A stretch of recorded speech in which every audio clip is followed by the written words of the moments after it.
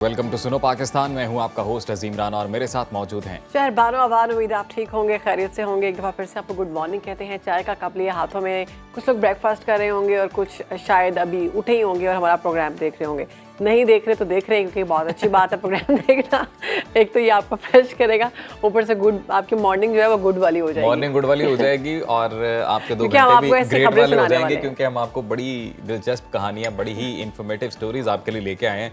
तो स्टार्ट करेंगे जी। एक बड़ी इंटरेस्टिंग तहकीक सामने आई है। अमेरिकन कॉलेज ऑफ फिजिशियन की ये रिसर्च है और इस तहकीक में ये बताया गया है कि मर्द डॉक्टर्स के मुकाबले में खवातीन डॉक्टर्स बेहतर और बर वक्त इलाज करती हैं। तो अमरीकी माहिरीन ने लाखों मर्द और खवातीन मरीजों के रिकॉर्ड, उनकी बीमारी, उनके इलाज, उनकी मौत और उनकी सेहत याब होने के जो मामलात हैं उन पर तहकीक की। साथ ही माहिरीन ने यह भी तहकीक की कि किस डॉक्टर के इलाज से मरीज ज्यादा सेहत याब हुए या किन डॉक्टर्स तो के फिर मरीजों मेरे की ख्याल से ज्यादा मौत खवातीन हुई। जो है ना, खवातीन के इलाज जो है बहुत अच्छा होता है, तो इलाज से वो फीमेल डॉक्टर्स जो है वो यहाँ पर सबकत ले गई हैं मर्द हजरात। और माहिरीन ने मजमूई तौर पर यह पाया कि खवातीन डॉक्टर्स की जानिब से मरीजों का बेहतर और जल्द इलाज किया जाता है, जिस वजह से उनके मरीजों के मरने की तादाद भी कम होती है। तो सुन ले घर वाले, जिनके घर में अगर कोई शख्स मरीज है, बीमार है, किसी बीमारी का शिकार है, तो उसको फीमेल डॉक्टर के पास लेके जाएं, वो जल्द सेहत याब होगा। मेरे ख्याल से शायद ये एक पैराडॉक्स लगता है मुझे, एक पैराडॉक्सिकल सिचुएशन इस तरह से लगती है कि शायद खवातीन की वजह से मर्द बीमार हो जाते हैं। बिल्कुल ऐसा नहीं है। खवातीन तो जिंदगी में रंग भरती है, खुशियां लाती हैं। जिस घर में आप देखें खवातीन ज्यादा होंगी, वो घर ज्यादा चहचहाएगा, ज्यादा खूबसूरत लगता है। और शादी देख ले, फौतगी देख ले, रौनक खवातीन से ही होती है।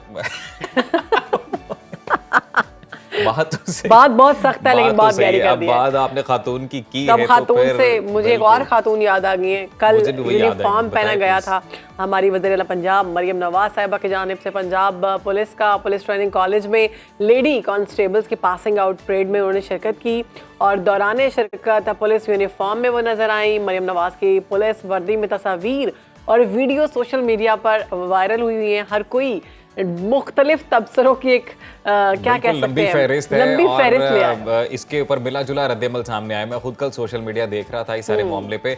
देयर इज नो डाउट कि मरियम नवाज को अटेंशन तो मिली है और फिर एक सॉफ्ट इमेज उनकी जानिब से डेवलप किया गया है, खास तौर पर हमारी वो बहनें जो पुलिस में हैं उनके लिए। और साथ ही साथ मरियम नवाज ने ये भी कहा कि ये आसान काम नहीं है, चाहे वो वज़ीर आला की कुर्सी पे बैठना है, चाहे यूनिफॉर्म पहन के आपने एज अ पुलिस ऑफिसर अपनी ड्यूटी सरअंजाम देनी है। और अगर मैं ये कहूँ कि मरियम नवाज साहिबा बहुत मुश्किल। हाँ, अगर मैं ये कहूँ कि मरियम नवाज साहिबा बहुत बहुत क्लासी लग रही थी, तो उसमें कोई गलत नहीं है, क्योंकि वाकई वो जब स्टार्ट में हम लोग, क्योंकि हम ही यहाँ पर प्रोग्राम ही कर रहे थे, यही टाइम था कल, गालिबन 10 बजे का टाइम था, उसके करीब ही। तो उस टाइम जब कहा गया कि मरियम नवाज साहिबा जो है वो पहुंच चुकी हैं, तो मैं रैप करते हुए देख रही थी कि मरियम नवाज कहाँ है। गाड़ी चल रही थी, गाड़ी में पुलिस ऑफिसर्स ही मौजूद थे। तो फिर गौर करने पर पता चला कि जो फ्रंट पर खातून आ रही हैं गाड़ी में, वो मरियम नवाज साहिबा ही हैं। इस सोशल मीडिया सार्फिन ने जो मिला जुला रद्देमल दिया है, उसमें ये भी बात की गई कि काफ़ी पुरानी एक तस्वीर है जनाब नवाज शरीफ साहब की। वो भी एक यूनिफॉर्म में मलबूस हैं और एक ग्रुप फोटो है उनकी, तो वो भी फोटो खासी वायरल हो रही थी। लोग साथ साथ ये कह रहे थे कि शायद ये वही रिपीट टेलीकास्ट किया गया। ये भी कहा गया लाइक फादर लाइक डॉटर।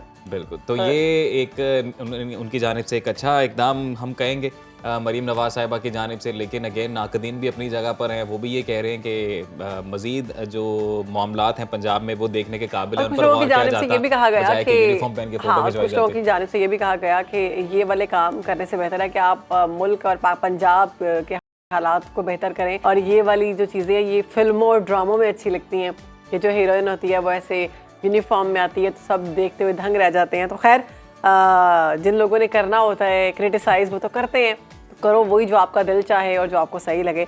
हमारे साथ कल गेस्ट भी मौजूद थे, उनकी जानिब से भी कहा गया कि मुझे नहीं पता कि कानूनन इसका क्या काम है, क्या अमल है, किस तरह से कर सकते हैं, हाँ लेकिन ये नहीं करना चाहिए था। तो हर किसी की अपनी राय है। मिला जुला रद्द-ए-अमल एक मुनकसिम आ रहा है। सोशल मीडिया सार्फिन इस पे मुनकसिम नजर आए हैं। किसी को ये एकदम बहुत पसंद आया है और किसी ने इस पर तनकीद भी की है। बहरहाल ये वो स्टोरी थी जो आपके साथ हमने शेयर की, जो शेयर करना बहुत जरूरी थी। बिल्कुल। तो एक और खबर बिल्कुल यंगस्टर्स के लिए खबर है कि टिकटॉक पर पाबंदी लगाई जा रही है। 20 अप्रैल को कांग्रेस और 24 अप्रैल को अमरीकी सेनेट ने टिकटॉक पर पाबंदी के बिल की मंजूरी दे दी है। ये अमरीका की बात की जा रही है, पाकिस्तान की नहीं है। अब अमरीकी सदर जो बाइडन ने इस बिल पर दस्तखत कर दिए हैं, जिसके बाद ये बिल कानून की शक्ल इख्तियार कर जाएगा। इस कानून के तहत होगा क्या? होगा ये कि टिकटॉक की सरपरस्त कंपनी जो है यानी ByteDance, बिल्कुल ByteDance कंपनी जो टिकटॉक को ऑन करती है, उनको 2 ऑप्शंस दिए गए हैं अमेरिका की जानिब से। ऑप्शंस ये दिए गए हैं, या तो वो टिकटॉक को किसी अमेरिकी कंपनी को फरोख्त कर दें और 9 माह का वक्त दिया गया है, 9 माह के अंदर अंदर ये टिकटॉक को फरोख्त करें, या फिर सोशल मीडिया प्लेटफॉर्म को पाबंदी का सामना करना पड़ेगा। कितना मुश्किल होगा कि आप इतनी बड़ी कंपनी है, आपको से इतना अच्छा रेवेन्यू आ रहा है, लोग उसको यूज कर रहे हैं, तो आपको यही कोई भी कंट्री कह रही है कि इसको हमें बेच दें। इसे ही तो ब्लैकमेलिंग कहते हैं शहरबानों, क्योंकि यहाँ हम ये बताते चलें कि टिकटॉक के दुनिया भर में 1 अरब जो सारफीन है, उनमें से सिर्फ 17 करोड़ अमेरिका में ही है। अगर 1 अरब पूरी दुनिया में सारफीन है तो 17 करोड़ आ रही है। और टिकटॉक की जानिब से अगर हम बात करें तो एक्स पर जारी बयान में इस पाबंदी को गैर आईनी करार दिया गया है। उनकी जानिब से कहा गया है कि ये कानून की खिलाफवर्जी है, आइन की खिलाफवर्जी है, नहीं होना चाहिए। तो खैर पाकिस्तान में भी जब टिकटॉक पर पाबंदी लगी थी तो बहुत मसाइल हुए थे। यंगस्टर्स की जानिब से कहा गया था कि एक ऐसी सस्ती एंटरटेनमेंट है जो हमसे छीन ली गई, हम टैलेंटेड लोग हैं, हमें ये करने दें, हमें खुश होने का मौका चाहिए। तो हमारे मुल्क में लोगों की जानिब से बड़ी तनकीद की गई थी। मेरी तरफ से एक सजेशन है, वैसे मेरा नहीं ख्याल कितने पढ़े लिखे लोग वहाँ पे असेंबलियों में मौजूद हैं, उनके ज़हन में नहीं आया होगा, क्योंकि देखें मुआशरे में जितनी इस वक्त डिप्रेशन और अदम बर्दाश्त बढ़ती जा रही है ना, चाहे वो अमेरिकन सोसाइटी हो या पाकिस्तानी सोसाइटी हो, इंसान हर जगह बिहेवियर मोर और लेस एक जैसा ही होता है। तो उनके लिए इस तरह के एंटरटेनमेंट के जराए बड़े ज़रूरी होते हैं। अगर आपको जहाँ पर मसला आ रहा है वहाँ पे आप उसको रेगुलेट कर लें, आप पॉलिसी इस तरह की बना सकते हैं कि कुछ किस तरह का मवाद आपको अपलोड कर सकते हैं। जैसे पाकिस्तान में सारा कुछ किया गया कि सिक्योरिटीज के साथ और किसी किस्म की वल्गर चीजें जो हैं वो बैन कर दी जाती हैं, अकाउंट बंद कर दी, आप रेगुलेट कर लें उसे। आप जो एंटरटेनमेंट का एक पूरा जरिया वो छीने तो ना लोगों से। और एक बिजनेस जो एक कंपनी ने बड़ी मेहनत के साथ कमाया उससे एकदम से छीनना, I think it's not good, ये सही नहीं है। तो अब आगे बढ़ते हैं, मुल्की सियासत की बात करते हैं। तो मुल्क में इस वक्त सियासी इस्तेहकाम की कोशिशें एक बार फिर शुरू कर दी गई हैं। सदर, वजीर आज़म और वजीर खारजा समेत हुकूमती रहनुमाओं की जानिब से बार बार PTI और सुन्नी इत्तेहाद काउंसिल को मिल बैठने और मुज़ाकरात की पेश की जा रही है। ताजरों की जानिब से भी बानी PTI से बातचीत की तजवीज़ दी गई थी। वज़ीर आज़म को नून लीग के कुछ सीनियर रहनुमा भी बानी PTI से मुज़ाकरात के हामी दिखाई दे रहे हैं। हुकूमत अब एक कदम आगे बढ़ी है। PTI मुतअद्दिद रहनुमाओं के जो नाम हैं वो ECL से निकाले गए हैं। कौमी असम्बली की कायमा कमेटियों का फार्मूला भी तय किया गया है, मगर PTI और सुन्नी इत्तेहाद काउंसिल की जानिब से कोई पॉजिटिव रिस्पॉन्स आने की बजाय वज़ीर आला KP अली अमीन गंडापुर की जानिब से उल्टा इस्लामाबाद पर चढ़ाई की धमकियां दी जा रही हैं। अब ऐसे इन्वायरमेंट में मुज़ाकरात कैसे होंगे, पहल कौन करेगा और किस बुनियादों पर ये मुज़ाकरात होंगे, तो इसी हवाले से तज्जिया लेते हैं। इसी पर बात करने के लिए सीनियर तज्जियाकार हमारे साथ मौजूद है नज़ीर लगारी साहब। बहुत शुक्रिया आपके वक्त का सर। मुल्क में सियासी इस्तेहकाम के लिए हुकूमत और ऑपोजिशन के दरमियान मुज़ाकरात कितने नागुज़ीर नजर आ रहे हैं? क्या आपको लगता है कि मुस्तकबिल करीब में हुकूमत और ऑपोजिशन के दरमियान कोई मिसाक मफाहमत हो सकती है? मेरे ख्याल में होनी चाहिए। असल बात यह है, पहली बात यह है कि जरूरत इस बात की है कि ये मुल्क को पेश नज़र रखा जाए, अपनी ज़ात को, अपनी पार्टी को या अपने इनफरादी मफादात को या ग्रोही मफादात को पेश नज़र रखने के बजाय पूरे मुल्क के मफादात को नज़र रखा जाए और पेश नज़र रखा जाए। और मेरा ख्याल है कि PTI की जो पोजीशन है पिछले 3 साल से 2 साल से, वो उसका रुझान ये लगता है कि वो इस्तेहकाम चाहते नहीं हैं। वो चाहते हैं कि मुसलसल अदम इस्तेहकाम रहे। बदकिस्मती है इस मुल्क की कि जिन लोगों ने ये सब कुछ किया है उनका बयानिया ये है कि वो इसमें सियासी अमूर में गैर सियासी अनासर की मुदाखलत के खिलाफ हैं, जबकि उन्होंने क्या किया, उनके अमल से सियासी स्पेस कम हुआ है, सियासतदानों के लिए स्पेस कम हुआ है और गैर सियासी एलिमेंट्स के लिए स्पेस बढ़ा है, बल्कि बहुत ज़्यादा बढ़ गया है। अब सियासी जो इदारे हैं और सियासी अलामतों के इजहार के जो इदारे हैं और सियासी अलामतों के इजहार की जो इमारतें हैं, अब लगता है कि वो नुमाइशी इमारतें रह गई हैं। इक़्तिदार का मरकज जो है वो ऐवान सदर और ऐवान वज़ीर आज़म और पार्लियामेंट से कहीं और मुंतकिल हो गया है। लेकिन लगारी साहब, अब तो ये एक अच्छा इकदाम किया जा रहा है मौजूदा गवर्नमेंट की जानिब से कि जो रिफ्ट है अपोजिशन और गवर्नमेंट के माबैन, उसे ख़त्म करने की कोशिश एटलीस्ट शुरू कर दी गई है। तो क्या लग रहा है आपको कि ये मामला हल होता दिखाई देगा? अगर हुकूमत एक कदम आगे बढ़ रही है तो बानी PTI की जानिब से भी कोई इनिशिएटिव लिया जा सकता है? नहीं, मेरे ख्याल वक्त में वो इररिलेवेंट होते जा रहे हैं। उनका ख्याल ये है कि अगर मैंने हाथ मिला लिया तो मेरी मकबूलियत कम हो जाएगी, लेकिन अगर वो हाथ नहीं मिलाते हैं तो उनकी मकबूलियत हो रही है एक तरफ, ये पार्टी तहरीर हो रही है।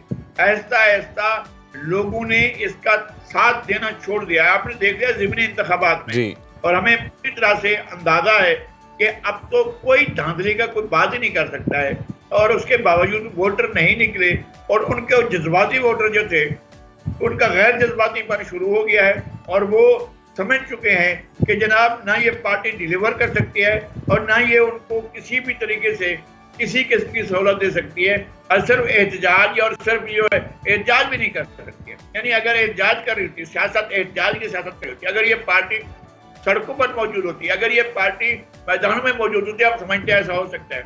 ये निकल रहे हैं ना फैसलाबाद से, आप देख लीजिएगा। अगर ये टाइम पेश ना हो जाए तो मैं आपको बिल्कुल गारंटी से कहता हूँ कि खत्म हो जाएगा, ये तारीख चल ही नहीं सकती। तो लगारी साहब, फिर पीटीआई को क्या हिकमत अमली अपनानी चाहिए, क्योंकि सियासी जमातों का मैदान में रहना बहुत जरूरी है जो हेल्दी डेमोक्रेसी के लिए? नहीं, पहले उन्होंने जो है स्पेस छोड़ा था पार्लियामेंट का, उन्होंने क्या क्या इज्तिमाई स्पेस दिए। भाई कोई ऐसा करता है कि जिसका इस ऐवान में 140 से ज्यादा अरकान का पूरे वो मौजूद हूँ, यानी उनके अपने इन ब्लॉक उनके पास मौजूद हूँ और अपोजिशन करने की पोजीशन में हूँ, और उस वक्त गिरफ्तारी भी नहीं होती पानी पीटीआई की। अगर वो अपनी चेयर पर लीडर अपोजिशन की चेयर पर बैठे होते तो आज क्या मकाम होता, सूरत हाल बदल चुकी होती ना। उन्होंने अपने लिए स्पेस छोड़ दिया, फिर दो हुकूमतें थी उनको छोड़ दिया। कोई ऐसा करता है कि पंजाब की हुकूमत छोड़ दे और खैबर पख्तूनख्वा की हुकूमत छोड़ दे? बिल्कुल ऐसे। अब तक रोते। तो लगारी साहब, पीटीआई और सुन्नी इत्तेहाद काउंसिल जो है ये हुकूमत के साथ क्यों मुज़ाकरात नहीं करना चाह रही? लतीफ़ खोसा साहब ये दावा कर रहे हैं कि नवाज शरीफ और उनके भाई, यानी दोनों भाइयों के अंदर मामलात कोई सही नहीं है, झगड़ा चल रहा है। तो सीनियर लीगी रहनुमाओं की बयानबाजी को मद्देनजर रखते हुए क्या आपको लगता है कि वाकई दोनों भाइयों में मामला है गड़बड़? नहीं, कैसे आप समझ लें, जब तक के वो वजीर आजम है और जब तक के उनको पार्टी की हिमायत हासिल है, क्या मियां नवाज शरीफ की मर्जी के बगैर पार्टी ब्लॉक जो है उनके पीछे खड़ी हुई है? मैं ऐसा नहीं समझता हूँ।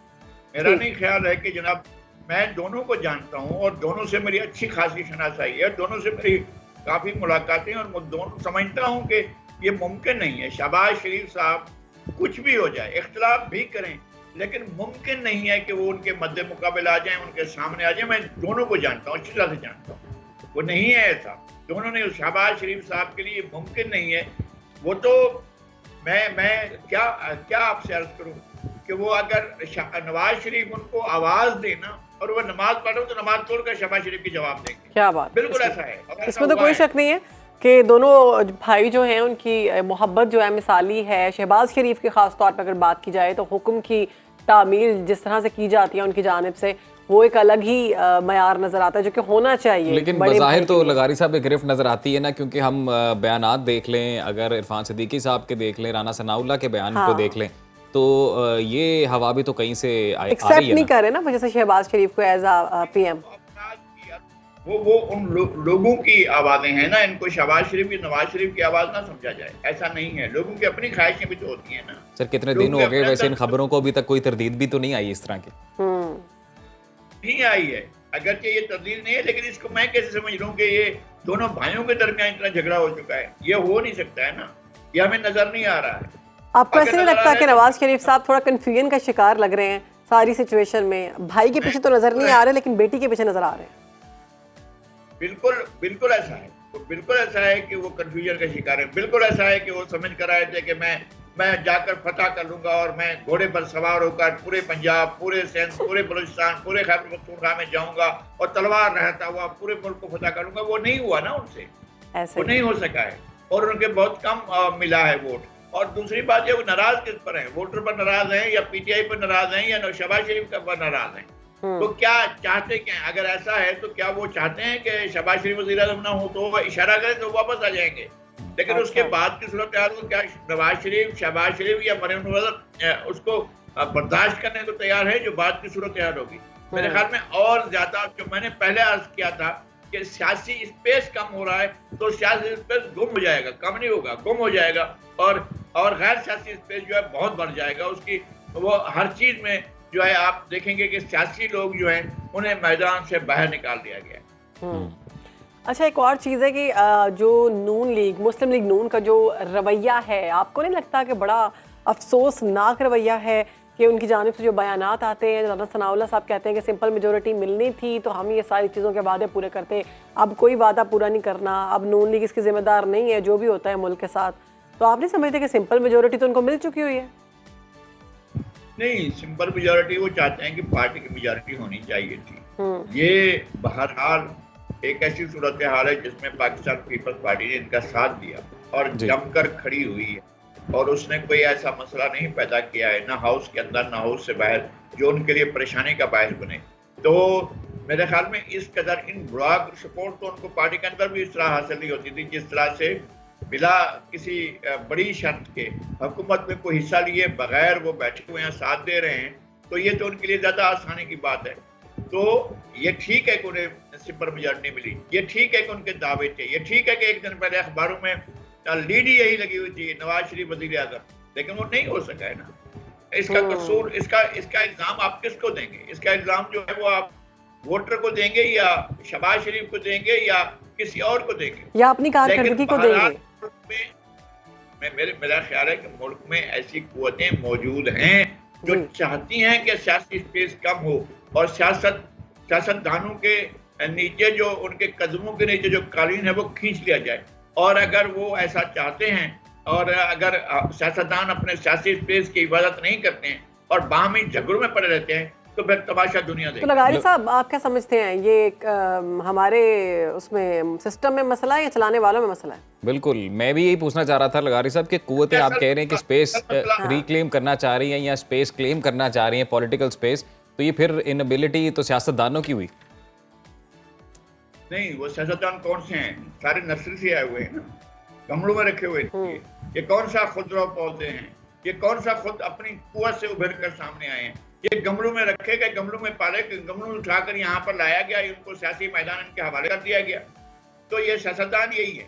अगर ये अपना विजडम इस्तेमाल करते, जुल्फ़िकार भुट्टो को लेकर आए थे ना इसकंदर मिर्जा और उन्होंने अपनी काबीना में शामिल किया था और उसके बाद अयूब खान के साथ चले, लेकिन जब अयूब खान के खिलाफ हुए तो 3 साल तक उन्होंने अयूब खान को छट्टे का दूध याद दिला दिया था। वो फिर बाकी उनके खिलाफ थे और अयूब खान के कदमों से कालीन खिसे गई थी और नहीं थे वो याह्या खान के भी खिलाफ थे, उन्होंने खिलाफ होकर काम किया और अपना सियासी स्पेस, इतनी बड़ी सियासी स्पेस बनाई कि आज तक वही भुट्टो साहब की दी हुई सियासी स्पेस है जिसमें हम सियासत की बात कर रहे हैं और सियासत हो रही है और लोग अपने मुतालबात करते हैं।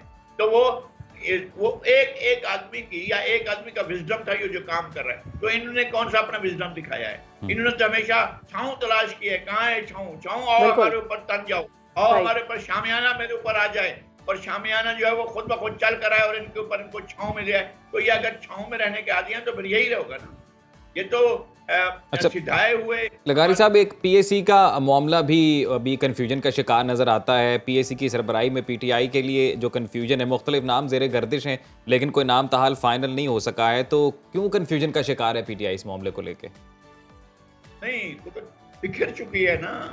देखें, वहाँ जितने भी लीडरशिप है इस वक्त वो तो खैबर पख्तूनख्वा से है। असद कैसर साहब उनकी अपनी पार्टी है, मिस्टर गोहर उनकी अपनी पार्टी है, शेर जनमरवेद उनकी अपनी पार्टी है और इसके अलावा वहां से जो भी दीगर अली अमीन गंडापुर उनकी अपनी पार्टी है। ये आपस में एक पेज पर नहीं है तो बाकी दीगर मामला में कैसे एक पेज पर होंगे? और पंजाब से एक आज जो हुआ करते थे वो भी नहीं है।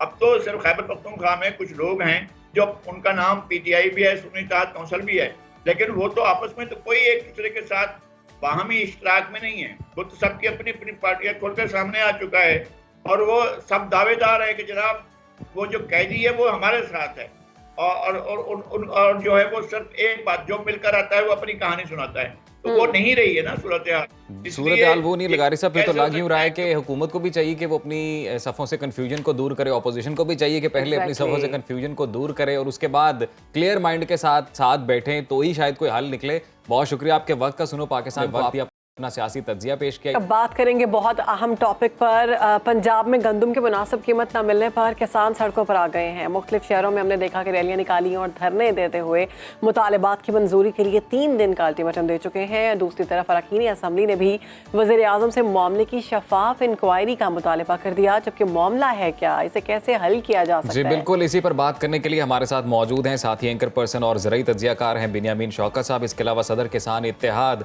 खालिद खोखर भी हमें स्टूडियोज में ज्वाइन कर चुके हैं, इनसे भी बात करेंगे। तो सबसे पहले बिन्यामीन, आपकी तरफ आते हैं कि हुकूमत और किसानों के दरमियान ये रिफ्ट क्यों है, ये मामला क्या है? पहले तो हमारे नाज़रीन को ये समझाइएगा। इस वक्त जो फी मन गंदम की पैदावारी लागत है वो 38 से 39 रुपए आ रही है फार्मर एंड पे, यानी इससे ज़्यादा प्राइस मिले किसान को तो तब किसान फ़ायदे में जाता है। लेकिन बदकिस्मती से जो हुकूमत की अनाउंस्ड करदा प्राइस है 3900 रुपये फ़ी मन, उसके ऊपर भी किसान की गंदम नहीं खरीदी जा रही। जबकि किसान का मुतालबा ये है कि इस वक्त कीमत कम से कम 4500 से ऊपर होनी चाहिए, तब किसानों को की प्रॉफिट मिलता है। दूसरी तरफ हुकूमत की जो मुतनाज़ पॉलिसी है वीट प्रोक्योरमेंट की, उसमें सबसे बड़ा जो मसला है ये है कि जो कमर्शियल फार्मर है उसको इसमें से माइनस कर दिया गया है। सिर्फ 6 एकड़ जिसकी गंदम थी उससे गंदम खरीदी जा रही है और फी एकड़ सिर्फ 15 मन गंदम खरीदी जा रही है।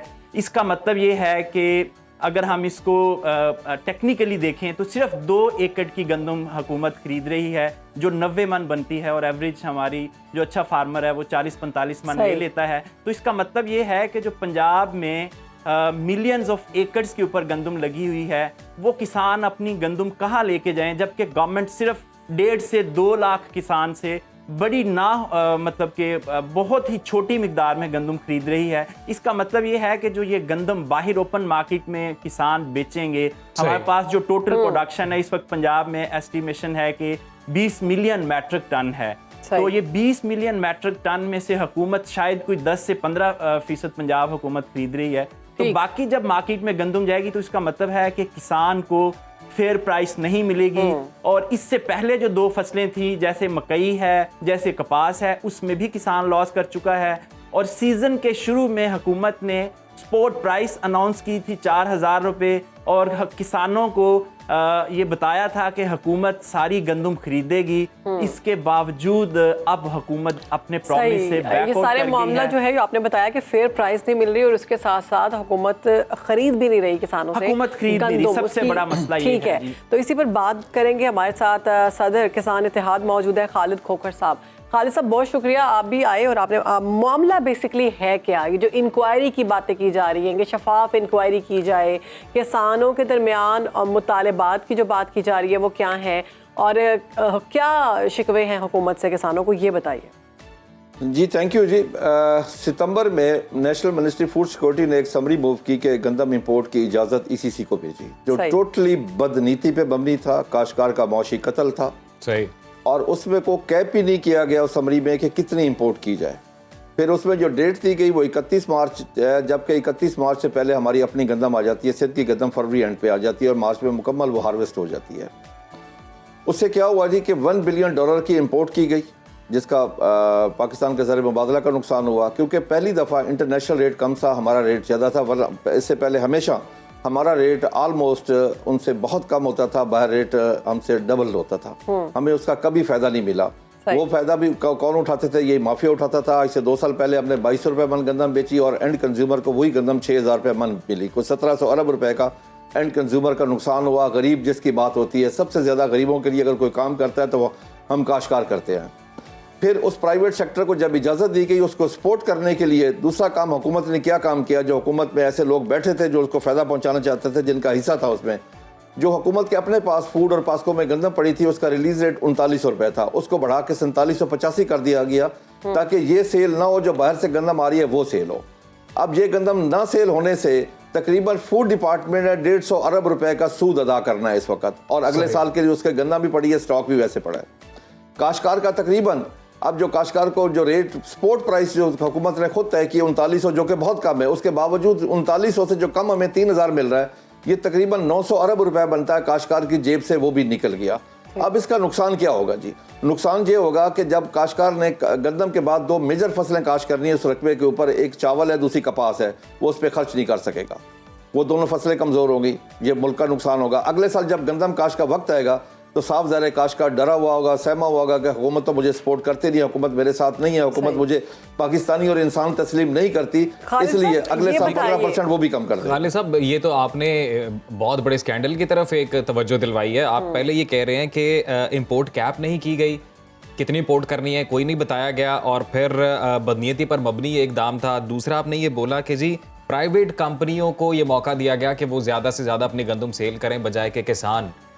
तो ये कोई ठोस सबूत की बुनियाद पर आप ये बात देखिए मैं आपको अर्ज करूं, 1 अप्रैल 2024 की नेशनल फूड सिक्योरिटी मिनिस्ट्री की रिपोर्ट के मुताबिक, जो रिपोर्ट मैं आपको दे चुका हूं जी, उसके मुताबिक हमारे पास कुछ 47 लाख टन पाकिस्तान में गंदम मौजूद है। सही। और उसके बावजूद इन्होंने 35,87,000 टन गंदम बाहर से इंपोर्ट की, जो 31 मार्च तक इंपोर्ट करवाने की क्यों जरूरत पड़ी? बेसिकली बदनीति पैसा कमाने के लिए इस कौम का काश्तकार का मुआशी कत्ल किया गया। उसमें मैं काश्तकार के जज्बात का लफ्जों में इहाता करके नहीं बता सकता कि इस वक्त वो कितनी तकलीफ में है, जो 24 घंटे 365 दिन आपके लिए काम करता है, आपकी फूड सिक्योरिटी का जामिन है। काश्तकार तो नैबे खुदा है, अल्लाह का दिया हुआ रिज़्क़ ज़मीन का सीना चीर के अल्लाह की मखलूक तक पहुंचाता है। काश्तकार को तो जलीलो ख्वार कर दिया गया। खुदा की कसम मैं खा के कहता हूं कि आज हमारा ज़राअत का कारोबार ना मुनाफा बख्श है ना बाइज्जत है। खोखर साहब, ये रिपोर्ट हम लोगों ने भी टीवी पे चलाई भी, अभी जो नंबर्स थे वो हमने टीवी पे चलाए हैं। ये बताइएगा कि जब प्राइवेट माफिया की हम बात करते हैं, प्राइवेट कंपनीज की बात करते हैं, तो ये लोग कौन है और क्या इन लोगों की रसाई ज्यादा है हुक्मरानों तक, जहां पर गवर्नमेंट सारी पॉलिसी मेकिंग कर रही है? आप ओवरऑल किसान यूनियन के सदर हैं, आप लोग नहीं इंटरफेयर करते? हमें कोई नहीं पूछा कि उस वक्त हमने बार बार जाके उस वक्त कोशिश की, उस वक्त के मिनिस्टर सेक्रेटरी को हमने कहा कि खुदा के लिए बाहर से इंपोर्ट ना करें, हमारी नहीं सुनी गई। यानी कि उस वक्त पूरी मिनिस्ट्री उनके साथ शामिल थी, ईसीसी उनके साथ शामिल थी, कैबिनेट ने अप्रूवल दी, कैबिनेट उनके साथ शामिल थी, हर चीज कैबिनेट को नजर नहीं आ रहा था कि हमारे पास कितनी पड़ी है। अभी आप नया सिकंदर देख लें, अभी जो हमारे साथ काश्तकारों के साथ हो रहा है इस वक्त जी, यूरिया के ऊपर हमने एक साल में 150 अरब रुपया माफिया में आपकी जानिब भी आऊंगी 150 अरब रुपया काश्तकार ने ज्यादा पे किया है, कंट्रोल रेट से ज्यादा अदा किया। वजह क्या है जी? वजह सप्लाई एंड डिमांड का इशू है। नंबर 2, पाकिस्तान दुनिया का वाहिद मुल्क है जहां यूरिया के ऑफिशियल कंट्रोल रेट 5 है। एक ही चीज के 5 रेट है। यानी क्या? और फर्क 5 रेटों में फर्क इतना है कि एक 3700 है, एक 4000 है, एक 4400 है, एक 4700 है, एक 5300 है। यानी कि इतना फर्क, और मैक्सिमम रेट पे वो सेल होते हैं। खोखर साहब, बहुत बड़े मामले की तरफ आपने निशानदेही की है। बिन्यामीन भी हमारे साथ ही मौजूद है। बिन्यामीन, ये बताइएगा कि आपका क्या मौक़िफ़ है सारी सूरत हाल में? मैं इसमें एक चीज़ ऐड करना चाह रहा हूँ। आपका सवाल था कि हुकूमत कहाँ थी उस वक्त। तो ये जो टेंडर का प्रोसीजर होता है पूरा, इसमें बाकायदा तौर पे प्राइस फिक्स करने से लेके क्वांटिटी तय करने तक, ये सारी चीज़ें हुकूमत के ज़रिए होती हैं। हुकूमत उस टेंडर का पार्ट होती है। हुकूमत की तरफ से प्राइस मैकेनिज्म तय किया जाता है, क्वांटिटी तय की जाती है और एक कैप लगाया जाता है कि इससे ज़्यादा गंदम नहीं आएगी। ये सारी चीज़ें अपना जो इन हाउस है उसकी कैलकुलेशंस करके की जाती हैं कि हमारे पास कितना स्टॉक पड़ा हुआ है और हमें मज़ीद कितना चाहिए होगा। तो ये सारी चीज़ें हुकूमत के फूड और आपकी जो कॉमर्स मिनिस्ट्री है और इसके अलावा जो आपके टेंडर इस बार किया गया ये जो खालिद खोखर साहब कह रहे हैं। जी बिल्कुल, इस वक्त भी किया गया। तो इस सारे मामले में किसान नहीं मौजूद होते जब ये सारे मामला अच्छा, ये बड़ी बदकिस्मती है कि उसमें जो असल प्लेयर है वो किसान है। किसान को उसमें शामिल नहीं किया जाता, किसान को उसमें बिल्कुल शामिल नहीं किया जाता। बिन्यामीन कह रहे हैं कि इस बार तो सारे रूल्स एंड प्रोसीजर्स फॉलो किए गए जी। अच्छा, इसमें कितनी इंपोर्ट करनी है गंदम, इसके ऊपर कैप नहीं लगाया गया, ये ओपन माफिया पे छोड़ दिया गया था। प्राइस और इंपोर्ट करने की जो सारी पॉलिसी थी ये गवर्नमेंट की तरफ से थी और इसमें बाकायदा तौर पे गवर्नमेंट के कुछ लोग इन्वॉल्व हैं। वो हम इंशाल्लाह बड़ी जल्दी स्क्रीन पे लेके आएंगे। बिन्यामीन, थोड़ी कंफ्यूजन है, टाइम कम है, मैं चाहता हूँ कंफ्यूजन दूर हो। ये हमारे खालिद खोखर साहब फरमा रहे हैं कि इससे पहले इंपोर्ट की जो तरीकाकार आपने सारा बताया हुकूमत का, उन्होंने जो प्रोसीजर है वो फॉलो नहीं किया। खालिद खोखर साहब ये कह रहे हैं बदनीयती पर मबनी एक इकदाम था ताकि प्राइवेट माफिया पैसे कमाए, किसान को यहाँ तक आप कह रहे हैं सारा प्रोसीजर फॉलो किया गया, अभी कह रहे हैं यहाँ तक प्रोसीजर फॉलो किया गया था कि प्राइस तय करनी है और उसके बाद गंदम इंपोर्ट करनी है। ये दो चीजें बिल्कुल हुई हैं। टेंडर बाकायदा तौर पे हुआ है और एक दफा प्राइस के ऊपर इशू भी बना था। कुछ चीजें हाईलाइट हुई थी कि ये प्राइस ज्यादा है, उसको रीटेंडर किया गया था और उसके बाद ये इंपोर्ट की गई। लेकिन सबसे अहम बात यह है कि उस वक्त इंपोर्ट की कतई तौर पे ज़रूरत नहीं थी, हमारे स्टॉक बिल्कुल मौजूद थे और उस वक्त हमारे जो कुछ स्टॉकिस्ट हैं उनके पास भी गंदम पड़ी हुई थी। उन लोगों ने भी कहा था कि आप इंपोर्ट ना करें। किसान से तो खैर पूछा ही नहीं गया, लेकिन उस वक्त स्टॉकिस्ट के पास ही गंदम मौजूद थी, पासपोर्ट के पास भी मौजूद थी, उसके बावजूद इंपोर्ट की। लेकिन उसके बावजूद मैंने जाके प्रेस कॉन्फ्रेंस की इस्लामाबाद में, मैं जाके गवर्नमेंट से मिला, मैंने जाके वहाँ पे रिक्वेस्ट भी की। मेरा आखिरी मुतालबा है हुकूमत से कि खुदा के लिए। खोखर साहब, आपकी मरीम नवाज साहिबा से मुलाकात हुई थी, वो भी बताइएगा। जी, मेरी उनसे मुलाकात है। उसमें चीफ सेक्रेटरी पंजाब थे, उसमें परवेज रशीद साहब थे, उसमें मिनिस्टर फूड थे, मिनिस्टर एग्रीकल्चर थे। मैंने उनसे रिक्वेस्ट की कि खुदा के लिए काश्तकार का मौशी कत्ल होने से बचाया जाए। उन्होंने से मेरे साथ वादा किया कि हम 3-4 दिन में आपको वापसी रिप्लाई करेंगे। तो हुआ कुछ? लेकिन मुझे अभी तक कुछ नहीं हुआ। मुझे अभी तक वहाँ से कोई रिप्लाई नहीं। ये बता दीजिएगा इस सारे मामले में नुकसान कितना हो रहा जा रहा है पाकिस्तान के जो किसान भाई हैं? किसानों का कम से कम 900 अरब रुपए का जो उनको असल रेट से कम रेट मिल रहा है, 3900 की बजाय उन्हें 2800-3000 रुपए रेट मिल रहा है। तो 900 अरब रुपया काश्तकार को मिनिमम नुकसान हो रहा है इसमें। और मेरा खालिद साहब से एक सवाल है छोटा सा, अगर आप मुझे इजाजत दें। जी जी जी। खालिद साहब, आपको याद होगा इंडियन फार्म रिफॉर्म्स एक्ट आया था एक 2000 में, और उसके ऊपर जो किसानों ने प्रोटेस्ट किया था वो पूरी दुनिया में एक किसानों के लिए मिसाल है। 6 से 8 माह तक वो सड़कों पे बैठे थे और मोदी जैसे बंदे को उन्होंने घुटने टेकने पे मजबूर किया था। और ये 2024 की एक रीसेंट एग्जांपल है। यूरोपियन फार्मर्स ने प्रोटेस्ट किया है और वो असम्बली के आगे अपने ट्रैक्टर ला के उन्होंने 8 दिन खड़े रखे हैं और अपने मुतालबात मनवा के वहाँ से उठे हैं। मुझे ये बताएं कि हमारी जो फार्मर्स की एसोसिएशन है, एक तो वो डिवाइड हुई हैं, 5-6 बन चुकी हैं, एक होनी चाहिए। चलें, बन चुकी हैं, नो इशू। अब कोई इफेक्टिव प्रोटेस्ट हमें नजर नहीं आता। आप अपने जायज मुतालबात के लिए प्रोटेस्ट नहीं कर रहे, आप किसानों को लीड कर रहे हैं जिस तरह आपको करना चाहिए, उस तरह ये सारी जो प्रोटेस्ट है अपने जायज राइट्स के लिए वो नहीं हो रहा। आपने बड़ा खूबसूरत सवाल बात की जी कि इंडिया की मिसाल दी। अब ये देख लें कि जब इंडिया वालों काश्तकारों ने एहतजाज किया तो सिविल सोसाइटी ने उनको कितना सपोर्ट किया। वहाँ के हत्ता के नर्सों ने भी 3 दिन उनको खाना दिया, डॉक्टर्स ने, इंजीनियर्स ने, प्रोफेसर्स ने और सिविल सोसाइटी ने उनको पूरी भरपूर सपोर्ट की। पाकिस्तान में हमने जितने भी प्रोटेस्ट किए, लाहौर, इस्लामाबाद, मुख्तलिफ शहरों में, अभी हम कर रहे हैं। अगले दिन हमने जंग किया है, मुल्तान किया, हम इस पे प्रोटेस्ट हमारे शुरू हैं इस वक्त। लेकिन हमें सिविल सोसाइटी की तरफ से पाकिस्तानी काश्तकार को कभी सपोर्ट नहीं किया गया। हत्ता के काश्तकार की यहाँ पे ये हालत है पाकिस्तान में, जो हर चीज़ के पैदा करके देता है, गंदम हो, चावल हो, दूध हो, सब्जियाँ हो, फ्रूट, उसको बदले में क्या कहा जाता है, पेंडू और गवार का लक़ब दिया जाता है पाकिस्तान में। पाकिस्तान में ज़राअत के कारोबार ना इस वक्त बाइज़्ज़त है ना मुनाफा बख्श है। रहा सवाल प्रोटेस्ट का, तो अगर हमारी बातें ना मानी गई तो हम ऐसा प्रोटेस्ट करेंगे। अब हम प्रोटेस्ट का तरीक़ेकार बिल्कुल बदल रहे हैं, ये मैं आपको बता दूं, हमने सीखा है। अच्छा। ताजर शटर डाउन करते हैं, अच्छा, जो क्लर्क है वो कलम छोड़ हड़ताल करते हैं और सनतकार अपनी इंडस्ट्री बंद करते हैं। हमने ऐसा आज तक नहीं किया कि हम अपना काम बंद करें। हमारा अब एहतजाज का तरीक़ेकार बदलेगा इंशाल्लाह, कि हम अपना काम छोड़ेंगे, अपनी काश को कम करेंगे, अपने लिए गंदम काश करेंगे। मर जाएगी। लेकिन हमें, मैं वही उसी साइड पे, लेकिन हमें डर लगता है कि खुदा ने हमें नैब खुदा बनाया कि अल्लाह का दिया हुआ रिस्क ज़मीन का सीना चीर के अल्लाह की मखलूक तक पहुंचाए। इस डर, इस खौफ की वजह से कि रिस्क मेरा रब देता है, हमें उसका दरमियान में हम सिर्फ आलाकार हैं। अच्छा, ये बता दें कि आपका आखिरी मतलब अभी मुतालिबा क्या है, क्या होना चाहिए? जी, मेरा इस वक्त आखिरी मुतालबा इस वक्त यही है जी। आखिरी क्या जी, एक ही मुतालबा है हमारा जी कि गंदम काश्तकार से खरीदी जाए, वरना मुल्क का बहुत बड़ा नुकसान हो जाएगा। दूसरा, यूरिया का एक रेट तय किया जाए और उसका रेट 4000 से ऊपर ना जाए। अब इंडियन काश्तकार को यही यूरिया पाकिस्तानी रुपीज़ में 900 रुपये का मिल रहा है। हमारे पास कम अज़ कम कॉस्ट ऑफ प्रोडक्शन में दुनिया के साथ लेवल प्लेइंग फील्ड हो, ताकि हम दुनिया का मुकाबला कर सके, हम भी एक्सपोर्ट कर सकें। आज हम इंपोर्ट कंट्री बन के रह गए हैं कि इस वक्त हम 10 से 12 बिलियन डॉलर की एग्रीकल्चर प्रोड्यूस की बाहर से इंपोर्ट कर रहे हैं, क्योंकि हमारी पॉलिसीज ठीक नहीं है। हम ज़राअत के ऊपर इन्वेस्टमेंट नहीं कर रहे हैं। हमें जहां से 20 अरब रुपए की हम प्रोड्यूस लेते हैं जी, वहां पे हमारी जो इन्वेस्टमेंट है, ना रिसर्च के ऊपर है, ना कोई मार्केटिंग मैकेनिज्म है। हमारा काश्तकार को पता ही नहीं होता कि मुझे इस चीज का क्या रेट है। आपका पॉइंट जो है ना पहुंच चुका है। एक तो गंदम जो है वो किसानों से खरीदी जाए और दूसरा यूरिया का पूरे मुल्क में एक ही रेट तय किया जाए, ये फाइनल मुतालबा है जी। इस पर अमल दरामद किया जाना चाहिए और हमारे प्लेटफॉर्म से बाब इख्तियार आई एम श्योर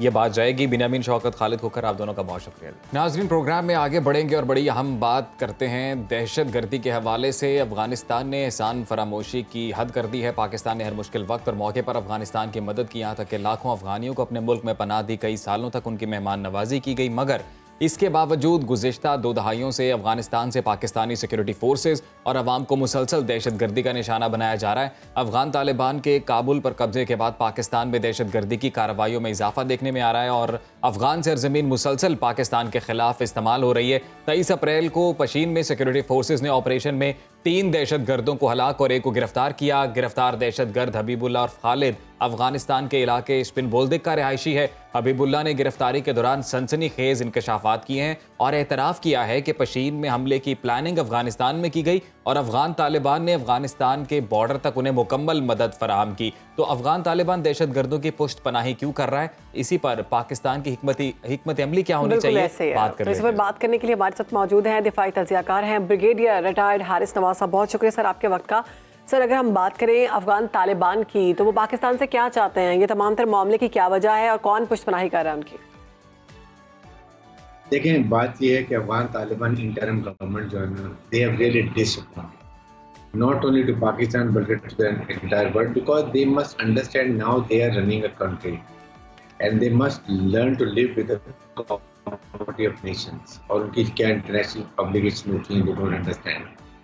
पाकिस्तान ने उनसे एक ही डिमांड की थी बात कि जी आप अपनी सरजमीन किसी टेररिस्ट को हमारे खिलाफ इस्तेमाल ना करें, जो कि इन्होंने दोहा में एग्रीमेंट किया था अमेरिका के साथ। लेकिन क्योंकि आइडियोलॉजी इनकी और अफगान तालिबान की और टीटीपी की एक ही है, इसलिए देर अंडर ऑब्लिगेशन सपोर्ट करते हैं।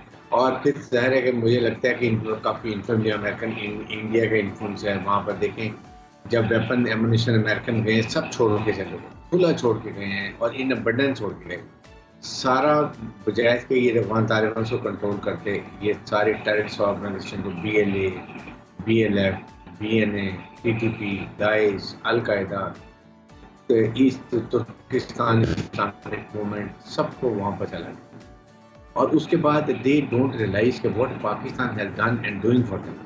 हम इनको गंदम भी देते हैं, हम इनको फर्टिलाइजर भी देते हैं, हम इनको चीनी भी देते हैं, हम दुनिया की सहूलतें देते हैं, ऐसे ही अफगान ट्रांसपोर्ट तमाम चीज़ें देते हैं। But basically let me tell you, they are thankless Afghan. इनको जरा भी रवादारी, what all we have done, they can't repay us. I think now is the time, ये सारी चीज़ें प्रूफ है, there is no doubt without the support of Afghan Taliban interim government, TTP और ये इन्फिल्ट्रेशन वहाँ से नहीं हो सकती, बिकॉज बॉर्डर पे इनके ट्रूप्स होते हैं। तो Pakistan is very firm in dealing with them. एक वक्त बिल्कुल डिप्लोमेटिकली ट्राई करें, बट अदरवाइज हमने इनको इकोनॉमिकली स्ट्रैंगुलेट करेंगे तो ये ठीक होंगे। वैसे ब्रिगेडियर साहब, ये तो इंटेलिजेंस बेस्ड ऑपरेशन भी हमारे सिक्योरिटी इदारों की जानिब से बड़े कामयाबी के साथ किए जा रहे हैं। सर, ये बताइएगा, जैसे भी आपने बात की, तमाम तर सहूलियात इनको दी जाती हैं पाकिस्तान की जानिब से, लेकिन इसके बावजूद ये एहसान फरामोशी क्यों? देखिए, ये इसलिए कि TTP ने इनको सपोर्ट किया अमेरिकन को पुशअप करने में, और वो अंडर ऑब्लिगेशन है। सेकंड, ये हर किस्म की इस तरह की एक्टिविटी जो होती है ना, उसको सपोर्ट करते हैं। दे डोंट रियलाइज कि पाकिस्तान ने जो कुछ कर रहा है कि कम अज़ कम आप अपनी वी वांट के सिर्फ आप इन्फिल्ट्रेशन आवाज़ सुन, स्टॉप इट, नहीं करते हैं। और बल्कि ये कहते हैं कि इवन TTP भी वहाँ पर नहीं है वो पाकिस्तान में। इमेजिन करें, एवरी सेकंड डे हम इनके लोग आते हैं, मारते हैं, वरना पकड़े जाते हैं। अभी आपने पीपल ने बताया, इससे पहले अगर आपको याद हो तो ये जो गवादर पोर्ट में अटैक किया था, जहाँ जाते हैं ये सारे लोग निकलते हैं, नेशनल निकलते हैं। और फिर ये इसके बाद इवन जब पाकिस्तान ने सर्जिकल स्ट्राइक की थी, अगर याद हो, एक अमेरिकन, इंडिया, अफगानिस्तान में, तो दे वर रेडी टू रिएक्ट और वो अपनी फोर्स तैयार करते थे, वीडियो बनी हुई। आई थिंक यहाँ पर अब हमें we have to draw line कि हमें इनके अफगान नेशनल जो हमने यहाँ पर इतने मेहमानवाजी कर रहे हैं 20 लाख लोगों को, अगर सिर्फ हम इनको जो इलीगल हैं, they have a temporary cards जी, अगर हम इनको, बिकॉज आई वाज निगरान दाखिला में सिंध में था, हमें पता है कि यहाँ कितनी तादाद में लोग रह रहे हैं, फिर इनको सिर्फ इन्हीं को पुश कर देंगे, ये तालिबान ऐसे सीधे होंगे जो समझ आ जाएगी। ब्रिगेडियर साहब, हमारी जो डिफेंसिव ऑफेंसिव पॉलिसी है उसका नो डाउट एक फ़ायदा है कि पूरी दुनिया में पाकिस्तान का एक सॉफ्ट पावर का इमेज है, लेकिन आपको नहीं लगता कि कुछ मामलात में और बिलखसूस इस तरह के मामलात में कुछ प्रिएम्प्टिव मेजर्स लिए जाने चाहिए? देखिए, now we have to go for offensive. ये अफगान तालिबान से we should not be very politic. हम बहुत ख्याल करते हैं कि नेबर्स हैं, हमारे रिलीजियस है, फिर हमने बड़ी एक दूसरे को सपोर्ट किया हुआ है, but then the problem is कि India is also waiting for them to grab the opportunity. उन्होंने ईरान के रास्ते they have a connection with Iran के थ्रू जाके उन्होंने कनेक्शन है कि अगर हम बहुत ज़्यादा सख्ती करेंगे इनको करेंगे फिर इंडिया विल और इनको प्रिवेल कर लेगा और आगे वहाँ बैठ जाएगा। बट देन कहीं ना कहीं आपको कॉम्प्रोमाइज़ ख़त्म करना पड़ेगा। हमारे लोगों की जान माल फौजियों की हमारी सिविलियन की बिल्कुल ऐसे है। सर अब हमारी इमीडिएट बेसिस पर क्या हिकमत अमली होनी चाहिए सबसे पहले? देखें, दो फ्रेंड्स स्ट्रॉन्ग स्ट्रेटजी होनी चाहिए। नंबर 1 ये है कि आपका स्ट्रॉन्ग डेलीगेशन कंप्राइजिंग गवर्नमेंट और मिलिट्री का they should go and talk to them और बड़े क्लियर टर्म में लास्ट तक what we want from you. हमारी डिमांड एक ही है कि आप बस अपने ट्रांसपोर्टेशन रोके, rest we will support logistically. और उसके बाद अगर नहीं मानते we must go and at least surgical strike करें, बॉर्डर एरिया में जहाँ इनकी कॉन्सल्टेशन है, जहाँ इनके ट्रेनिंग कैंप है, जहाँ इनके वेपन कॉन्सल्टेशन है, ताकि इनको पता चले दे फील के ये अमेरिकन में पाकिस्तान, अमेरिकन में foreigner, we have a sovereign country and we have a lot of power, we can sort them out, but the only thing is we want to maintain best relationship. They must understand कि अफगानिस्तान में अमन होगा तो बलूचिस्तान में अमन होगा, अगर बलूचिस्तान में अमन होगा तो हमारा सी पैक मिलेगा। That is the problem. और China will have to be pushed in कि चाइना इनको बताए, चाइना इनको काफ़ी लिफ्ट करवाता है because they extracting lot of minerals. China भी करे क्योंकि चाइना को भी सूट करते हैं कि अगर अफगानिस्तान में अमन होगा तो सारा ये सेंट्रल एशिया रशिया सारा बिजनेस ग्वादर पोर्ट से करेगा। साथ चाइना को 8 दिन में काशगर से लेके ग्वादर पोर्ट आ जाता है। It is very very best economic viability for Chinese के लिए और पाकिस्तान के लिए to become economical viable which we are facing lot of difficulties. Brigadier साहब, आपको लगता है कि एथनिसिटी भी एक तरह से चैलेंज है इस वक्त के? नो डाउट के बॉर्डर के उस पार अफगानिस्तान वाली साइड से जब दरअंदाजी होती है तो फिर इस तरह के जो दहशतगर्दी जब की जाती है तो उसका जवाब फिर उसी ज़ुबान में दिया जाता है। लेकिन ये बताइएगा कि जो पश्तून भाई जो पाकिस्तान वाली साइड पे रहते हैं उनके दिलों में भी दूसरी साइड के पश्तून भाइयों के लिए कहीं सॉफ्ट कॉर्नर है, तो ये भी एक बहुत बड़ा चैलेंज है। इससे किस तरह से डील किया जाएगा? It is one of the factors. That's why Pakistan is very very careful about this delicate relation because both sides are Pashtuns. Ji ji. But our Pashtun brother Pakistani should know that they are Pakistanis, and the Afghan Pashtuns remains Afghan nationals. That's what you must know that they remain Afghan nationals. They have to go back. जितने यहाँ पर हैं उनको भेजें. They should go to their respective countries. किसी मुल्क में इस तरह के जो तारकीन वतन होते हैं ये तंजनाते पूरे पाकिस्तान में नहीं बैठते। वो उनके लिए एक एरिया जब मार्क करते हैं they have to remain confined to that area. All resources necessary administrative उनको मैयत वहाँ दिए जाते हैं।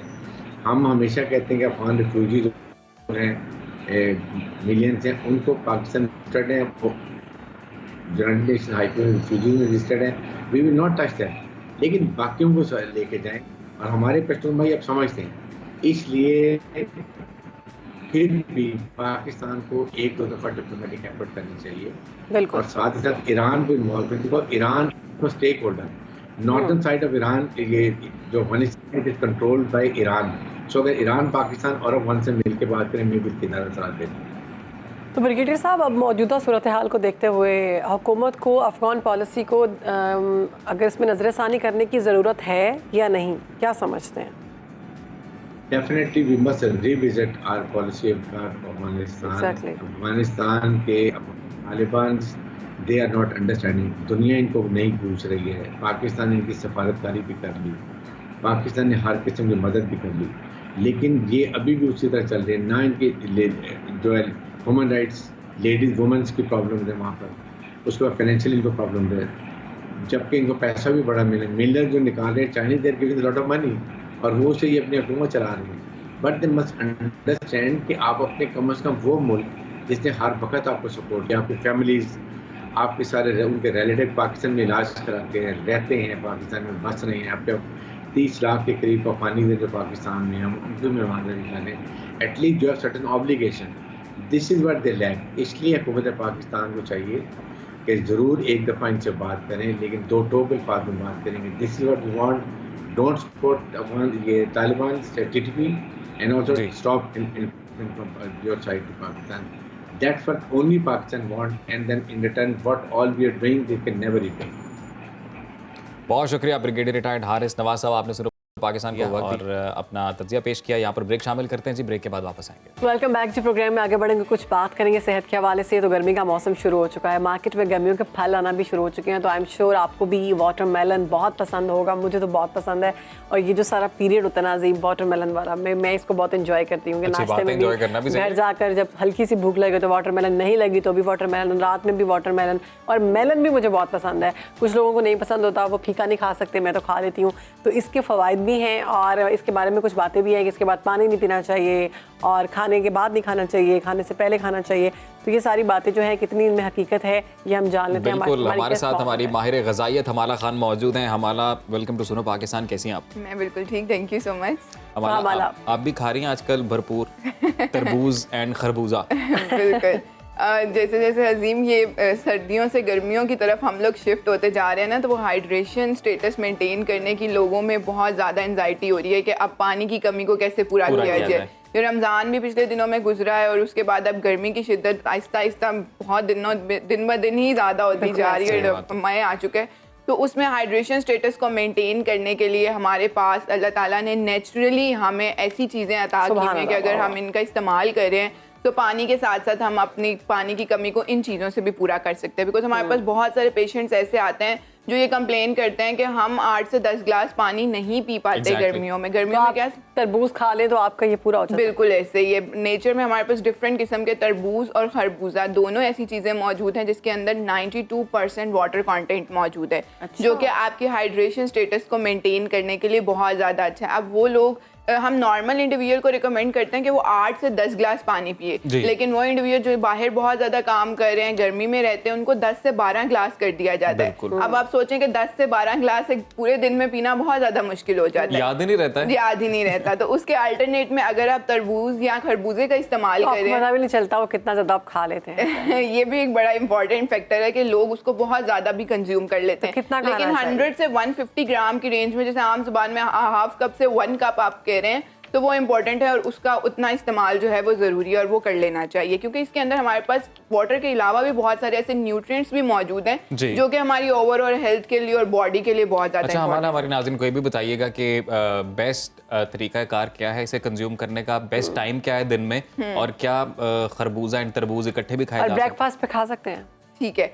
अच्छा, ये बड़ा इंपॉर्टेंट क्वेश्चन है कि इसको खाने का बेस्ट तरीका क्या है, क्योंकि मैं हमेशा अपने पेशेंट्स को रिकमेंड करती हूँ कि फलों को फलों की शक्ल में ही इस्तेमाल किया जाए। लगा के, काला नमक लगा के वो भी खाया जा सकता है, लेकिन वैसे फलों को फलों की शक्ल में ही इस्तेमाल किया जाए। जैसे फ्रूट जूसेस का लोग बहुत ज़्यादा इस्तेमाल कर रहे होते हैं, डिफरेंट किस्म की चीज़ों का उसके अंदर ऐड ऑन करके और उसको मिक्सअप करके इस्तेमाल कर रहे होते हैं। मेलन और वाटरमेलन के लिए तो ये मौजूद है ना, क्योंकि वो ऑलरेडी वाटर उसमें बहुत ज़्यादा है। आप ना उसमें कुछ लिक्विड ऐड कर सकते हैं, ना आप उसको किसी लिक्विड के साथ ले सकते हैं, क्योंकि अल्टीमेटली फिर डायरिया होने का खतरा जो है वो बढ़ जाता है। इसलिए मेलन और वाटरमेलन के लिए कहा गया अगर आप उसको खा रहे हैं तो उसके आधे घंटे के बाद पानी का इस्तेमाल करें, उसके साथ किसी लिक्विड चीज़ का इस्तेमाल ना करें। और ब्लड प्रेशर वाले पेशेंट्स नमक लगा के उसका इस्तेमाल ना करें, उसको वैसे ही इस्तेमाल करें। बहुत सारे लोग नमक, चीनी या डायबिटिक पेशेंट खा सकते हैं। डायबिटीज पेशेंट्स के लिए, क्योंकि इसमें ग्लाइसेमिक इंडेक्स इसका थोड़ा सा हाई है, शुगर बढ़ाने की कुव्वत ज़्यादा है। डायबिटीज़ के मरीज जो हैं वो अपने कंसल्टेंट की रिकमेंडेशन के मुताबिक अपने ब्लड शुगर लेवल्स के अकॉर्डिंगली ही इसका इस्तेमाल करें। अब ये बात कि इसको खाने का बेस्ट टाइम कौन सा है, फ्रूट है, फ्रूट का बेस्ट ऑप्शन होता है आप नाश्ते और दोपहर के खाने के दरमियान में जो आपका मिड मॉर्निंग स्नैक है, आप उसमें इसका इस्तेमाल करें, क्योंकि इसमें वाटर कंटेंट इतना ज्यादा है, आपको फुलनेस की फीलिंग देता है, आपको भूख नहीं लग रही है। स्टमक के साथ हम खा सकते हैं। एग्जैक्टली वही टाइम जिस टाइम पे कल आप तरबूज खा रही थी, वही बेस्ट है। बहुत शुक्रिया। आप ऐसा करिए अजीम, रोजाना लेकर आए, बड़ा अच्छा आपने बिल्कुल अजीम, आप रोजाना लेकर आए ताकि जो है इसकी अफादियत से और भी फायदा हो सके शहर वालों को। यहाँ इसके अलावा अफादियत के साथ वो इतना मीठा और इतना लाल था, ओ हो शानदार तरबूज। ये भी आप लकी हैं कि आपका तरबूज लाल और मीठा निकला है। कहते हैं ना नसीबों वाले को मिलता है लाल दवाना। बिल्कुल ऐसे ही है। अच्छा, एम्प्टी स्टमक के साथ हम खा सकते हैं? एम्प्टी स्टमक के साथ ब्रेकफास्ट में भी इसका इस्तेमाल किया जा सकता है। बड़ा इंपॉर्टेंट क्वेश्चन है, लोग नहीं इस्तेमाल कर रहे होते लेकिन ब्रेकफास्ट में इसका इस्तेमाल किया जा सकता है। सॉरी, लोग कहते हैं डायरिया हो जाता है। डायरिया हो जाता है, लेकिन वो तब होता है जब आप इसके साथ डिफरेंट किस्म की चीजें, जैसे मैंने बात की, आप इसका जूस बना के यूज कर रहे हैं या आप इसको पानी के साथ यूज कर रहे हैं, उस कंडीशन में होता है। एम्प्टी स्टमक अगर आप अपने रिक्वायर्ड अमाउंट में इसका इस्तेमाल करें तो आपको फुलनेस की फीलिंग देगा, आपका वेट बढ़ने का खतरा जो है वो बहुत ज्यादा कम हो जाएगा। नहीं, जूस नहीं, बिकॉज ऑलरेडी ये वाटर, इसमें आप सोचें 92% वाटर ऑलरेडी मौजूद है, आप इसका क्या जूस पियेंगे। हाँ, इसको अकेले का आप इसका जूस जरूर बना सकते हैं, मतलब इसको विदाउट वाटर आप ग्राइंड करें, लेकिन उसमें एक शर्त है कि इसको आप अक्सर देखते हैं कि लोग दूध में भी इसको मिक्स करके इसका जूस पीते हैं। हाँ जी, वो सोशल मीडिया पे बड़ी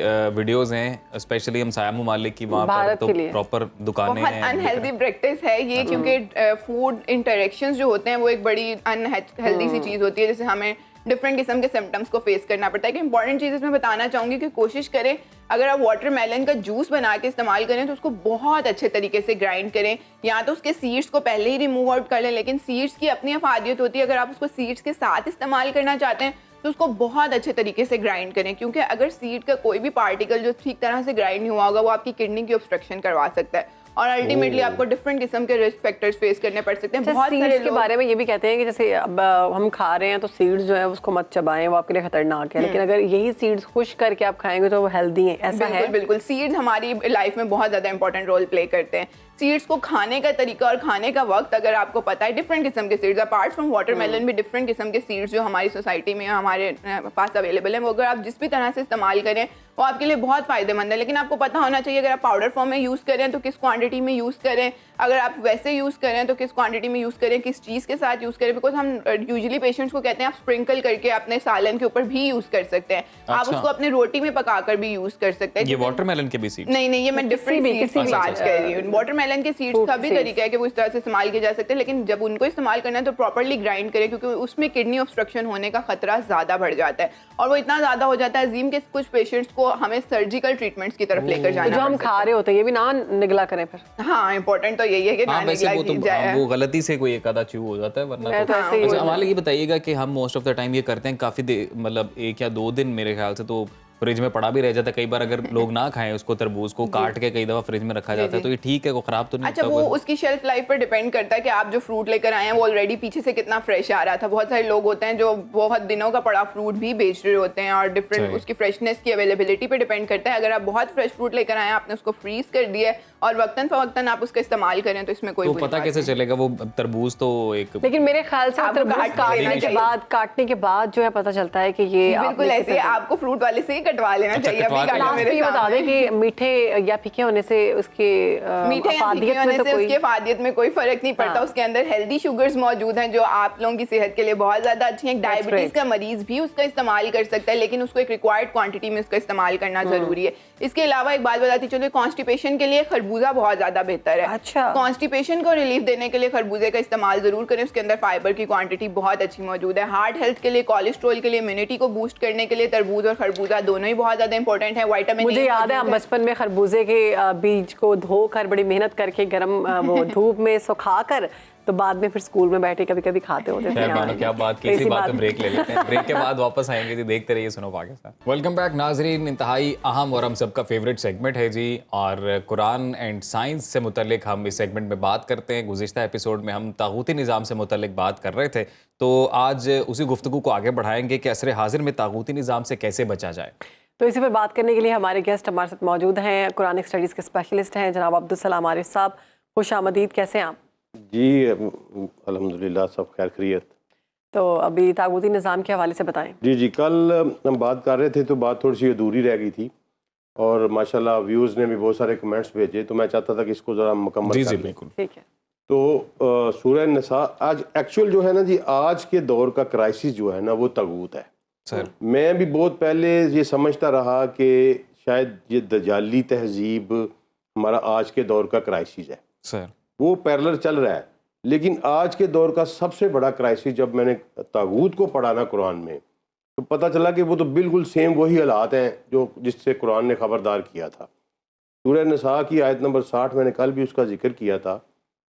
एग्जैक्ट मैं बता देता हूँ कि अल्लाह नबी सल्लल्लाहु अलैहि वसल्लम को मुखातब करके कहते हैं कि आप नहीं देखते कि ये लोग जो कहते हैं कि हम आप पर ईमान ले आए, आप पर जो नाज़िल हुआ उस पर ईमान ले आए, जो आपसे पहले ईमान नाज़िल हुआ उस पर भी ईमान ले आए, लेकिन जब इनको ये कहा जाता है कि अपने अहकामात या अपने फैसले अल्लाह के मुताबिक करें, तो इनका दिल करता है कि ये तागूत के मुताबिक करें। हालांकि आगे अल्लाह कहता है कि हालांकि इन्हें हुक्म दिया गया था कि तागूत का इनकार करें। सही, ठीक है। अब मौजूदा दौर में ये क्या हो रहा है, हम सब इसी डिलेमा का शिकार हैं सारे के सारे। अब देखें कि 99-98% मुस्लिम आबादी वाला मुल्क है, सूद का निज़ाम फिर क्यों चल रहा है जी, जबकि कुरान में वाज़े तौर पे ये है कि अल्लाह और रसूल से जंग है। 98% मुसलमान रहते हैं और 5 करोड़ बोतलें शराब की बिक रही हैं सालाना, ठीक है ना। तो ये सारे का सारा मामला जो है ना, ये वही है कि हम बस कैद मानते हैं, लेकिन जब काम करने की बारी आती है तो फिर हमारा दिल करता है कि हम वापस पलट जाएं तागूत की तरफ। इसी तरह अहकामात में आ जाएं, सिस्टम की बात कर लें तो अभी ये गंदम का आजकल सीजन चल रहा है। जी जी। तो पिछले साल हमारी गंदम पैदा हुई थी 28 मिलियन टन, सही। इस दफ़ा हम एक्सपेक्ट कर रहे हैं 30 मिलियन टन। अब गंदम के ऊपर या किसी भी जरी पैदावार के ऊपर अल्लाह और अल्लाह के रसूल ने कानून नाफज किया है उशर का। जी सही। उशर का कानून ये है कि जब आप artificial mean of irrigation use कर रहे हैं, अपाशी जो है आप कुएं से कर रहे हैं या ट्यूबवेल से कर रहे हैं, अपना पैसा आपका लग रहा है अपाशी पे, तो आप 5% देंगे पैदावार का। सही। लेकिन अगर आपकी आपाशी जो है वो कुदरती जरिए से हो रही है, सही, नहर से हो रही है या बारिश से हो रही है, तो फिर आप 10% पैदावार का देंगे, ठीक, क्योंकि आपका पैसा नहीं लग रहा। ठीक है। अब मैं उसको हम 5% सबर कर लेते हैं, फर्ज जी, करें जी, जी। फॉर सपोजिशन कि किस तरह तागूत हमें बहका रहा है। अगर हम 5% तसवर कर लें और ये तसवर कर लें कि सारी एग्रीकल्चर जो है वो आर्टिफिशियल मीन से हो रही है, तक ऐसा नहीं है लेकिन हम कर लेते हैं, ठीक है जी। तो 30 मिलियन टन का 5% 1.5 मिलियन टन बन गया। ठीक है। 15 लाख टन गंदम जो है ना ये उशर में आनी चाहिए। अब 15 लाख टन गंदम के आप बना लें केजी, सही। और फिर 1.5 जो है ना मेंबर की एक फैमिली, औसत जो हमारा एवरेज जी। यूनिट है फैमिली का, उसको 10 मन गंदम चाहिए साल की।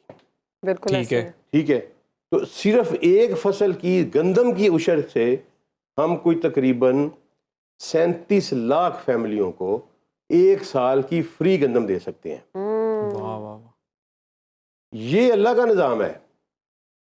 और फिर अगले साल खरीफ की 6 महीने बाद खरीफ की फसल जी। आएगी, 37 लाख फैमिलियां वहां लगा लें, 80 लाख तकरीबन 75-80 लाख फैमिलियां हो गई, 5 से ज़रब दें तो आप 2.5-3 करोड़ को एक साल में गुर्बत से बाहर ले आएंगे।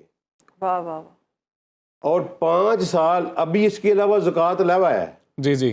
ठीक है, आप 5 साल में आप सिर्फ ज़कात और उशर का निज़ाम नाफज कर दें तो आपकी पाकिस्तान में, मैं 100% यकीन से कहता हूँ, मेरे पास सारी कैलकुलेशन मौजूद है, क्योंकि उसकी रीज़न है कि ऊँट पे ज़कात है, बकरियों पे ज़कात है, भेड़ों पे ज़कात है, गायों पे ज़कात है। आप एक लाइफ स्टॉक का प्रोग्राम बनाएं, जी। ठीक है जी। मसलन बड़े बड़े डेयरी फार्म है, निशात वालों का है, सफ़ायर वालों का है, उमर वालों का, बड़े बड़े डेयरी फार्म जिनके पास 15-15, 20-20, 25-25 हज़ार गायें हैं, तो वो ज़कात नहीं देते उनकी। अगर वो ज़कात दें, उनसे गाय लें, वो यूनिट आप बनाएं, फैमिली गरीबों में बांट दें, उनसे वापस लें बच्चे।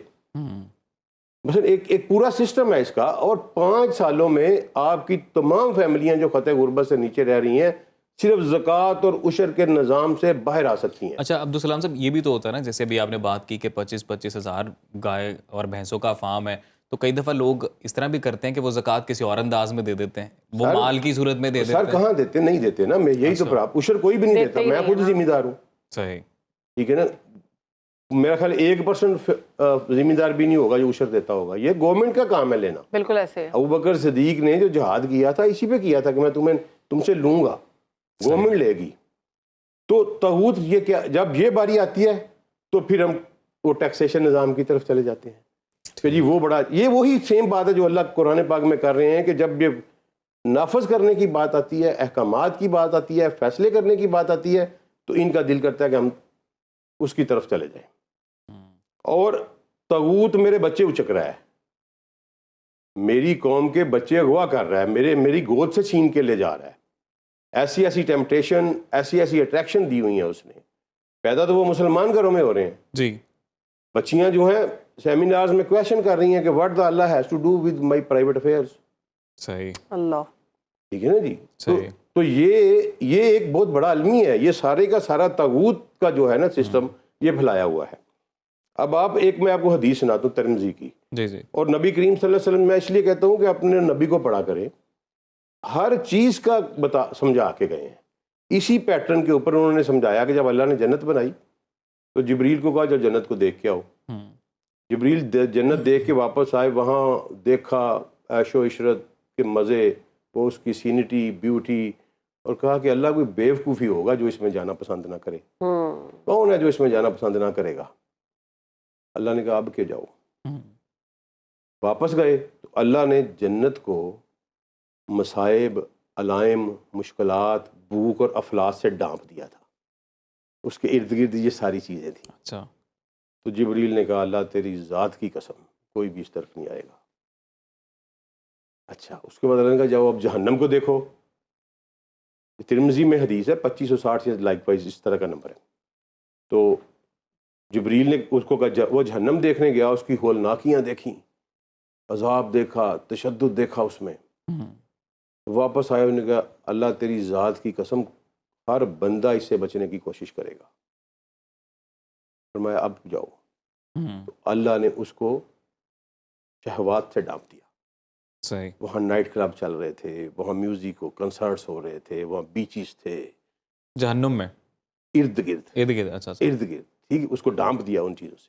सही, यानी मुश्किलात जो जिंदगी में आपको दिखाई जाती है। जिब्रील ने वापस आके कहा कि रब्बे काबा तेरी ज़ात की कसम सब इस तरफ ही जाएंगे, सब इस तरफ से जाएंगे, क्योंकि मुश्किलात तो जन्नत की तरफ ये दिखाई। तगूत है, ये वो जाल फैलाया हुआ है उसका जिससे हमें बाहर निकलना है। और फिर अल्लाह ताला ये कहते हैं कि मैंने तुम्हें हुक्म दिया था कि तुम इससे बाज आओ, इससे इज्तनाब करो, तो तुम उसकी पैरवी कर रहे हो। फिर आगे अल्लाह कहते हैं कि जो इससे इज्तनाब करेगा मैं उसको साथ क्या करूँगा? अल्लाह कहते हैं मैं उसको साथ दूंगा उन लोगों का जिन पर मैंने इनाम किया हुआ है। किनका?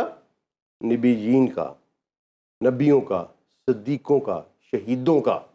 वाह, सुभान अल्लाह। अगर सिर्फ तुम तागूत से अवॉइड करोगे ना और मेरे सिस्टम में रह के अपनी ज़िंदगी गुजारोगे, और ये भूल है, ये हमें डराया गया है, मिसकंसेप्शन की गई है, थोड़ी सी सीरियस टॉक हो गई है जी जी जी, कि मिसकंसेप्शंस की गई हैं कि जनाब इस्लाम पे अमल करेंगे तो शायद दुनियावी ज़िंदगी ख़त्म हो जाएगी। जी जी, दुनियावी ज़िंदगी आपकी ज़्यादा जो है ना वो हो जाएगी, बेहतर हो जाएगी। खुशहाल हो जाएगी।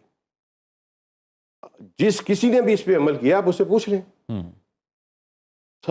बहुत बेहतर हो जाएगी। आप दुनिया में रूल करेंगे, आपकी इज्जत होगी, आपके मुआशरे की इज्जत होगी, लेकिन उस तरफ टेम्पटेशन इतनी, तागूत ने जाल इतना बड़ा फैलाया है। अल्लाह ने फिर आगे कहा कि ये जो लोग हैं अल्लाह के वाले सिस्टम वाले, ये जब लड़ते हैं या जिहाद करते हैं तो अल्लाह के रास्ते में लड़ते हैं, और ये जो काफर और तगूत वाले लोग हैं ये तगूत के रास्ते का जिहाद करते हैं। बिल्कुल, जज्बात उनमें भी उतने ही होते हैं। आप किसी हिंदू से जंग करने में जाए वो भी अपने वतन पे मार मिलते हैं, ठीक है ना जी। उसको इनकलकेट किया इन्होंने हमारे माइंड में, नेशनल ज्योग्राफीज बना के दुनिया को चिड़ियाघर की तरह छोटे छोटे खानों में तकसीम करके, नेशन स्टेट का नेशन स्टेट्स का जो कंसेप्ट है, ये तगूत का एक बहुत बड़ा हथियार है।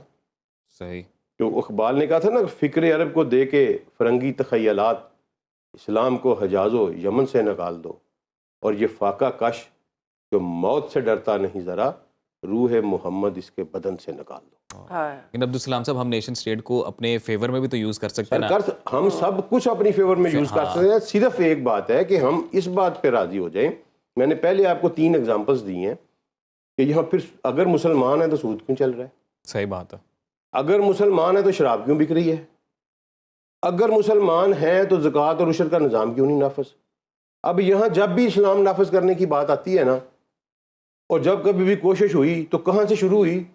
गाड़ियों में से टेपें उतरवा दो जी, लड़कियों को निकाब पहना दो, जी जी जी जी, कॉलेज यूनिवर्सिटियों के दरमियान में तरपाल लगवा दो। जी जी जी, ठीक है ना भाई, यार कमाल कर रहे। मैं मानता हूँ भाई ये इस्लाम है, लेकिन इस्लाम इससे बहुत बड़ा है। तुम यहाँ से शुरू करो ना कि मैंने गुर्बत खत्म करनी है। एग्जैक्टली, बिल्कुल, मैं देखूंगा कौन इसकी मुखालफत करता है। एग्जैक्टली हाँ, एग्जैक्टली। बिल्कुल तुम ऐसे। यहाँ से शुरू करो कि भाई मैंने इस्लाम नाफिज करना है, मैंने 1 साल में 2.5 करोड़ बंदों को 1 साल की ग़िज़ाई ज़रूरियत फ्राहम करनी है इस्लामी सिस्टम के साथ। लोग गली चौकों में आपका आगे आपका इस्तकबाल करेंगे। और हमने जदीद इल्म भी सीखना है, जदीद इल्म भी सीख रहे हैं। हमारे करिकुलम देखे स्कूल कॉलेजों में पुराने पढ़ाई जा रहे हैं, सब कुछ पढ़ाई जा रहे हैं, ठीक है। अब ये हम तो सबसे वेस्ट को फॉलो कर रहे हैं, हमारे कल्चर भी वेस्ट को फॉलो कर रहे हैं, हम कुछ फेस्ट को फॉलो करें, वही सिस्टम है। कल मैंने आपको बताया था कि 5 चीजें जो हैं, ठीक है, हमारी जो अकीदे हैं, जी जी, इत्कादी निज़ाम है, वो उस पे है हम थोड़ा सा, बाकी तो सारा मुआशरती भी खत्म हो चुका है, मुआशी भी खत्म हो चुका है हमारा, बिल्कुल ऐसे ही, ठीक है ना, सियासी भी खत्म हो चुका है, कुछ भी नहीं रहा हमारे पास। हम उसी को मजहब को दीन बना के बैठे हुए हैं और समझ रहे हैं कि हमने नमाज पढ़ ली, नमाज पढ़ के बाहर आके बेशक सूद का कारोबार कर लिया, नथिंग। और भाई ये इस्लाम नहीं है, this is not the true picture of Islam. तो अब्दुल सलाम साहब, अगर वन लाइनर आप इसको ये बता सकें कि अब इस निज़ाम से बचे कैसे? सर बचे सिर्फ एक सूरत में बचा जा सकता है, जब हमारी इंटेलिजेंस या हमारा पढ़ा लिखा बंदा जो है ना, आप जैसे, इन जैसे, मेरे जैसे, वो मस्जिद में दाखिल नहीं होते। This is the only solution. यार हम लानत है हमारे ऊपर कि एक बस्ती है, एक हाउसिंग सोसाइटी है जिसमें 500 घर हैं, 500 के 500 मुसलमान और फजर के वक्त वहाँ ऐलान करना पड़ता है कि 3 बंदे आ जाए, जमात नहीं हो रही। इससे बड़ा और क्या हो सकता है? तो इंशाल्लाह इसको आगे चलेंगे, लेकिन कल से हम जो है ना जी वो फिर साइंटिफिक जो है ना प्रोसेस की तरफ वापस आ रहे हैं। बिल्कुल ठीक है। हम एक पूरा करिकुलम इसके ऊपर करेंगे, एक साइंस का सब्जेक्ट जो है एक सेगमेंट में हम कवर करेंगे, geography, geology, hydrology, zoology, botany, likewise जो उनके रेलेवेंट कुरान में आया हुआ है और उसका वे फॉरवर्ड किया है। Very nice. तो नेक्स्ट से हम ये शुरू करेंगे इंशाल्लाह। बेहतरीन, बिल्कुल ठीक है। सलाम साहब, बहुत शुक्रिया आपके वक्त का। तरीके से आपने बता दिया कि तागूती निज़ाम क्या है, और आपका बहुत शुक्रिया। और ये बड़ी डिफरेंट बातें हैं जो हमारे तक आ जाई हैं। हम अगर देखते हैं हमारे अपने निज़ाम में इतनी खराबियां हैं, और ये जो आपने बात की कि शराब बिकती है इतनी ज़्यादा इस्लामी जमहूरिया पाकिस्तान में, बड़ी और माल इससे बड़ा सूद है, इससे सबसे इससे बड़ा है। रसूल ने फरमाया कि अल्लाह और रसूल के साथ जंग, कुरान ने कहा कि तैयार हो जाओ अल्लाह और रसूल के साथ जंग के लिए, तुम बाज नहीं आते। अल्लाह अकबर। हम तो रोज जंग करते हैं अल्लाह और उसके रसूल से। अल्लाह हमें माफ फरमाए। और ये अब्दुल सलाम साहब, माल जैसा फितना जो हमारे सामने है, मेरे ख्याल से उसकी वजह से ही सही रास्ते से भटक गए, क्योंकि हर बंदा माल इकट्ठे करने के चक्कर में। ये कुरान और सुन्नत से दूरी की सबसे बड़ी वजह है। बहुत शुक्रिया अब्दुल सलाम साहब, बहुत खूबसूरत तरीके से आपने बयान किया। उम्मीद है कि आपको हमारा सेगमेंट पसंद आया होगा। हमें दीजिए इजाज़त, इंशाल्लाह आपसे मुलाकात होगी अगले प्रोग्राम में। तब तक के लिए रखिए अपना ख्याल। अल्लाह हाफ़िज़।